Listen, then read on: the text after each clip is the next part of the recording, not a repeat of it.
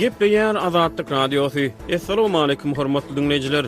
Eferde dünýä türkmenleri gepleşigimiz mikrofon öňünde maksat Ataýew.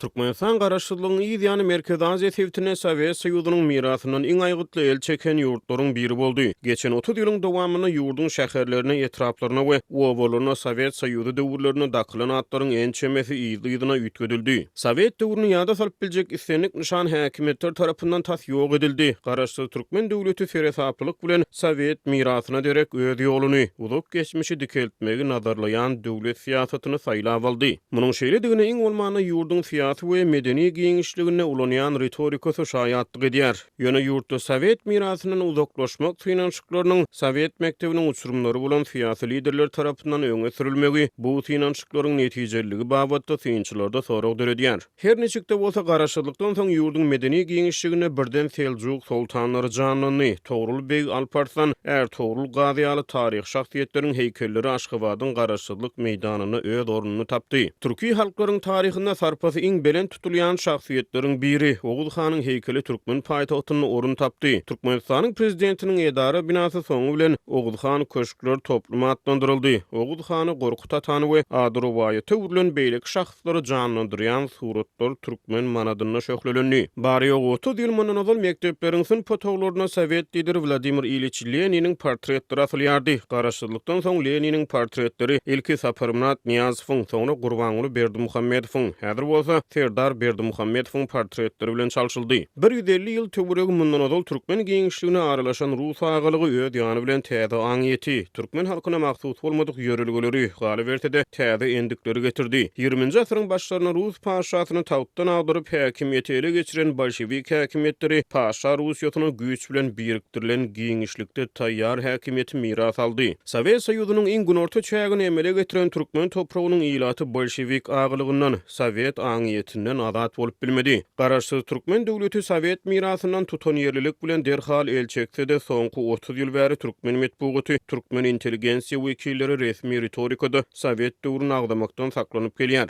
Köpler tarapyndan Sowet Soýuzynyň kanuny miraslary hasaplanýan Russiýa geçen ay Günwatar bilen demokratik ýurtlar bilen ýakyn hyzmatdaşlygy ymtylýan post-Sowet Ukrainanyň üstüne çözdi. Synçylara görä Merkezi Aziýa ýurtlary bolup geçýän bu wakalary alada bilen synlaýar. Merkezi Aziýa ýurtlarynyň maglumat giňişligine şol sany Türkmenistany Rus media serişdeleriniň täsiri uly. Türkmenistany türk telewizion kanallary bilen bir hatarda Rus kanallaryna tomoş edilýär. Ýylatyň agla we bölegi köplere görä halkara arenada bolup geçýän wakalary Rus mediasynyň gözü bilen seredýär. Bir tarap Türkmenistanyň döwlet medeniýeti Ukraina uruşyny agdamaýar. Rus mediasyna gulak gabarsaň Ukrainada dowam edýän uruş däl, ýörüýti harby operasiýa. Hamaly Russiýa Ukrainany natsilerden halas edýär. Merkezi Aziýa dolansak Sowet hökümetleri uruş babatda öz pozisiýalaryny anyk görkezýän resmi beýanatlar bilen çykyş etmeselerde olar synçylara görä Ukrainada bolup geçýän gan döküşikli uruşy alada bilen synlaýar. Merkezi Aziýa ýurtlary Gazawstan, Gyrgyzstan, Özbegistan, Täjikistan we Türkmenistan Sowet mirasyny başga çemeleşdi. Bu babatda olaryň her gaýsy öz ýoluny saýlap aldy. Gyrgyzstan meselem ýurdun iri şäherlerine Lenin heýkelleriniň ählisini aýyrjak bolup alada galmady. Gazawstan, Özbegistan we Täjikistan Sowet mirasyny öz boluşly çemeleşdi. Edil şolar ýaly Ukraina uruşy babatda hem Sowet halklary we hökümetleri öz başlyk çemeleşýär. Sowet hökmüne umumy hereket edilmeýär. Şol bir wagt Russiýanyň Ukraina garşy esassız harby çoluşa girişmegi bilen Merkezi Aziýa ýurtlaryna Sowet mirasynyň orny bilen bagly meseleler köpleri gyzyklandyrýar. 22-nji martda The Diplomat neşri Francisco Olmosyň awtorlygyna Sowet ýurtlaryny yerli Sowet liderleriniň orny barada bir makala çap etdi. Makalanyň başyna geçen hepde Gazawstany we Gyrgyzstany yerli Sowet liderleriniň atlarynyň şäherçilere dakylmagy bilen bagly habara salgylanyar. Gazawstanyň prezidenti Kasym Jomart Tokayew 16-njy martda ýurdun territorial çäk bölünüşi bilen bagly ulan eden täze çäreleriniň hataryna ýurdun günorta gününe ýerleşýän Kapşagay şäherçesine Gazawstan Sowet Sosialistik Respublikasyna 25 ýyldan gowrak wagt ýolbaşçylyk eden Din Muhammed Kunayewiň adyny dakmagy teklip etdi. Edil şol güni 16-njy martda Gyrgyzstanyň parlamentiniň bir komiteti günorta Batky Çeken Sewitindäki Isfana şäherçesine 50-nji ýyllarda Kyrgyzstan Sowet Sosialistik Respublikasyna ýol başçylyk eden Ishak Razakowyň adyny dakmak baradaky kanun taslamasyny tasdiklady. Prezident Sadyr Japarow bu ýetgeşikli geçen dekabrda teklip edipdi. Merkez Aziýa we halkara gatnaşyklary boýunça bilermen Francisco Olmosyň awtorlygyna ýazylan makala 2022-nji ýylyň başlaryna Özbegistanyň bir ýokary hujaýyna 1959-1983-nji ýyllar aralygyna Özbegistan esserine ýol başçylyk eden Şaraf Raşidowyň adynyň dakylmagyny ýatlaýar. Özbegistan Raşidowyň sarpasy öňden bäri belen tutulýar. Şawkat Mirziýowyň häkimet başyna geçmeginiň ideýany 2017-nji ýylda Özbegistanyň Jizak Sewitine Şaraf Raşidowyň heykeli oturduldy. Diplomat neşrine çap edilen makala garaşy Türkmenistana prezidentleriň şahsiýet kultunyň dawralandyrylmagy bilen ýurtda yerli Sowet liderlerine orun galmanyny aýdýar. Eýsem Türkmenistana garaşçylykdan soň yerli Sowet liderleriniň sarpasy nähili tutuldy. Umuman garaşy Türkmenistanyň döwlet ýol başçylary Sowet mirasyna nähili çemeleşdi. Dünýä türkmenläriniň bu sany garaşy we bitarap Türkmenistanyň döwlet siýasatynyň Sowet mirasyna çemeleşigine sin edýär. Türkmenistanyň paýtagy Aşgabatyň ortasynda Sowet lideri Vladimir Ilyich Leniniň ýadygarlygy bar. Garaşylyk ýyllaryna ýurtda Sowet mirasyndan doly el çekmek uğruna tagalla edilenne bolsa, Leniniň Aşgabatdaky heykeline el degrilmedi. Lenin parkynda ýerleşýän Lenin heykeli Aşgabatyň merkezine Sowet Soýuzyndan miras galan maddi ýadygarlyk hökmüne henizem saklanýar. Türkmen Sowet ensiklopediýasyna görä 1924-nji ýylyň 24-nji ýanwaryna Aşgabatda geçirilen bir ýaz mitinginde Lenin ýadygarlyk oturtmak barada karar kabul edilipdir. 26-njy ýanwarda Türkmen Sowet lideri Nedirbay Aytakowyň baş tutanlygyny ýadygarlygy gurmak üçin ýörüýte topar döredilipdir.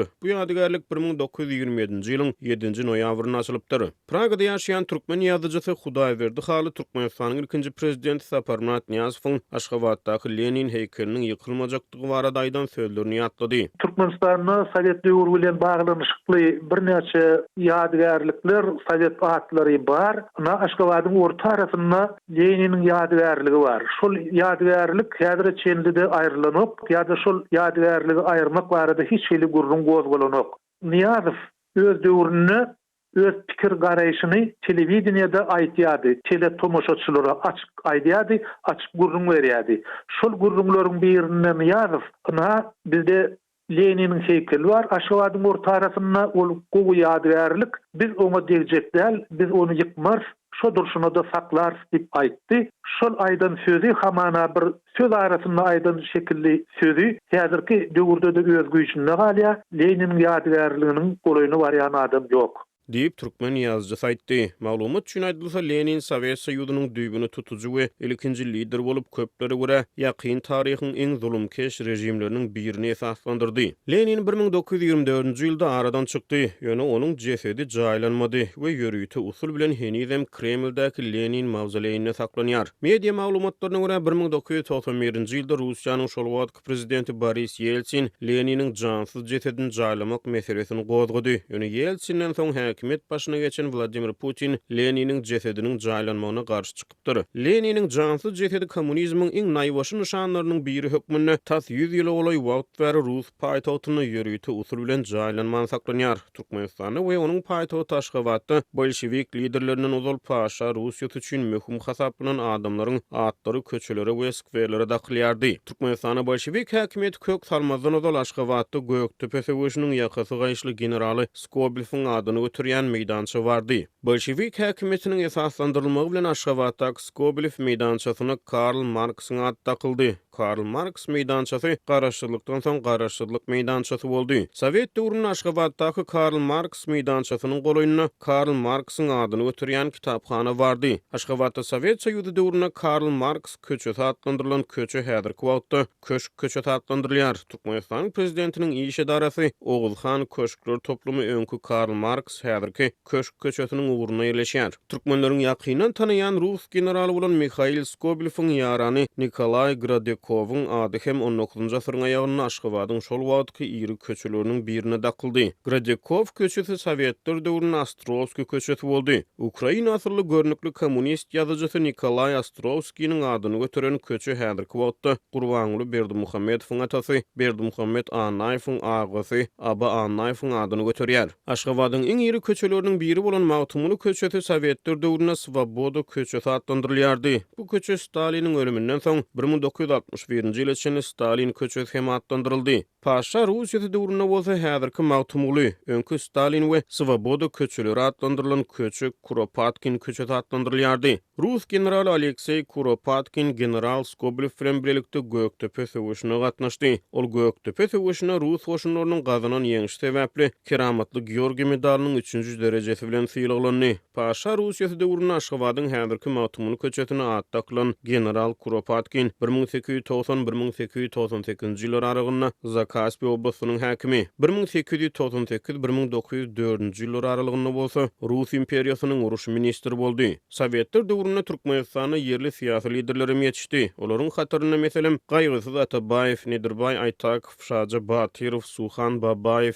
Jumadurdy Garaýew, Balyş Öwezow, Muhammed Nazar Gapurow dagyny agdamak mümkin. Gaýgysyz Atabaýew 1937-nji ýylda Staliniň tutlugy döwründe öldürilýär. Moskwadaky halkara memorial guramasy Gaýgysyz Atabaýew 2000-nji ýylda Stalin repressiýasynyň pidalarynyň sanyny goşdy. Pragada ýaşaýan türkmen ýazgysy Hudaýberdi haly türkmen sowet liderleri barada şeýle gurrun berdi. Garaşsyzlyk alynan badyna prezident Niýazow öňkü liderleriň awraýyny aýratynam Gaýgysyz Atabaýewiň awraýyny gawanyp başlady. Gaýgysyz Atabaýewiň eden işleri barada alymlara görkezme berdi. Ol telewizionyada görkezildi. Hamana şu Staliniň tutlugyny Gaýgysyz Atabaýewiň gol bilen basylan, şoň gol bilen ýok edilen adamlar bolupdyrlar. Şonuň üçin ol Gaýgysyz Atabaýewi aýyrtdy. Onuň ýadygärligin sökülýärli köçeden adam aýryldy. Şoň bilen birlikde meselem Halmuratow diýen ministrler sowetiniň başlygynyň ornwasary bolupdyr. Ol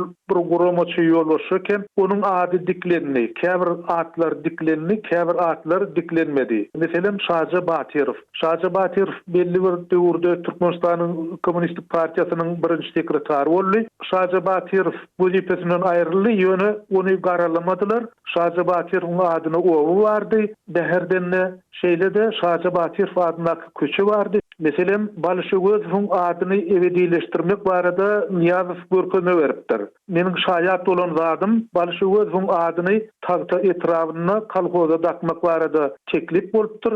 Şonuň adyny Şaşy Arabglyzowyň Daýhan birleşigine dakmal etdiler. Şol Daýhan birleşik öň telmanyň adyny göterýärdi. Ýöne beýleki bir bellemeli ýagdaý bar. Türkmenistanyň Sowetler döwründe Türkmen Sowet ensiklopediýasy diýip 10 tomluk ensiklopediýa çykaryldy. Şol ensiklopediýa bir näçe döwlet ýolbaşçylarynyň atlary girdilmedi. Meselem Balşegozowyň, Suhan Babaýewiň we beýlekileriň. 10-njy tomyň ahyryna goşmaça hökmünde bölük goşdular. Şol ýerde de şol adamlar barada gysgaça maglumatlar berdiler. Öň hatda şol adamlar barada maglumatam ýokdy. Ýöne bir bellemeli zatlar hakykatyň hatyrasyny aýtmaly bolsa, şol liderleriň köpüsi ýurt üçin köp iş eden adamlar diýip Türkmen ýazgysy Azatlyk radiosynyň gurrun berdi. Gara Sowet döwrüne ýetişen türkmen syýasy liderleriniň käbirleriniň atlaryny Türkmen ensiklopediýasyna girmek hem köp görüldi. Has gadymy türkmen taryhyna ýyz galdyran Oğuz Han Gorkut ataýaly ady rowayaty dönen şahslary da oýlanyp tapylan şahslar hökmüne garayan adamlar bar. Türkmen topragyna